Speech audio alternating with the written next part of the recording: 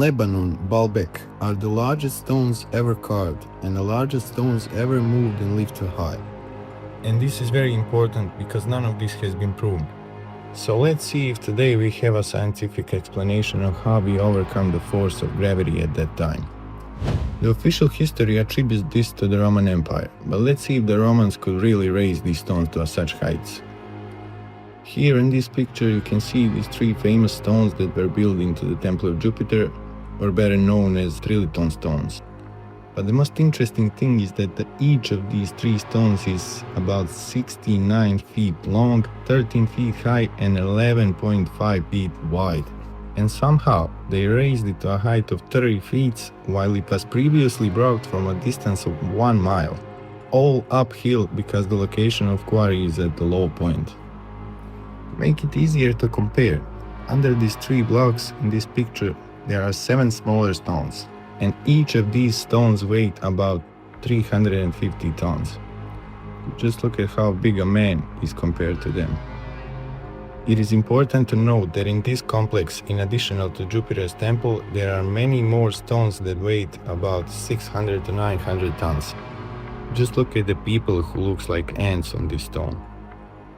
So how were these stones transported a mile uphill and raised to a height of 30 feet?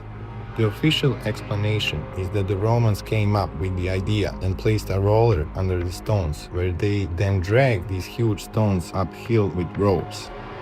It's important to note that none of these official scientific theories has ever been tested. Neither theory has ever been tested. Since the test is the basic principle of the scientific method, we can freely say no, we don't know, we assume. But we are far from knowing.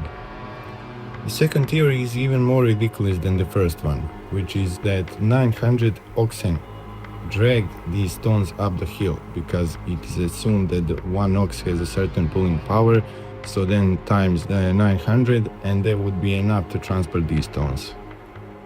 I don't know which theory is more funny, when it was pulled by oxen or people. Just imagine pulling or pushing a stone weighing thousands of tons uphill.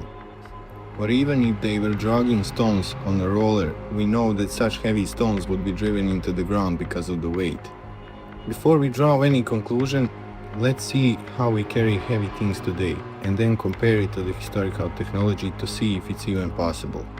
One example happened in 2012, when the Los Angeles Museum of Art transported a stone weighing 340 tons.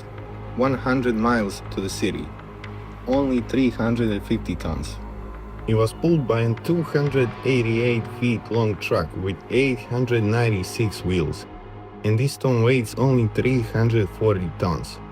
Now let's go back to the beginning and to lifting the stone, since pulling and lifting are two completely different things.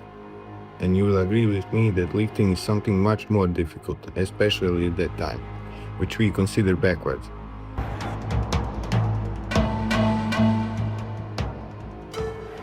Speaking of lifting, let's see what Romans had at their disposal and what kind of technology at that time.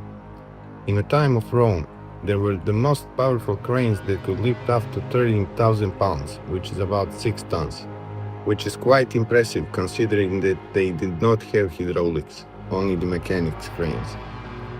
And now imagine our triliton stone that weighed 900 tons. We would need 130 cranes for just one stone. But how would all cranes fit in one place? Where would they line them up? How? It sounds a bit unbelievable for that time, for me. So in my opinion, back then, thousands of years ago, there must have been some more advanced civilization. It might not look advanced to us now since we're used to flat screens, towering skyscrapers and such things, but back then, what was an advanced civilization supposed to do when it possessed something that no one else had?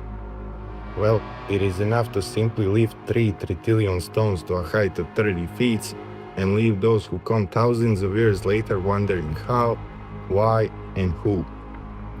Sometimes, doing the simplest thing is enough to demonstrate something great. What do you think about this?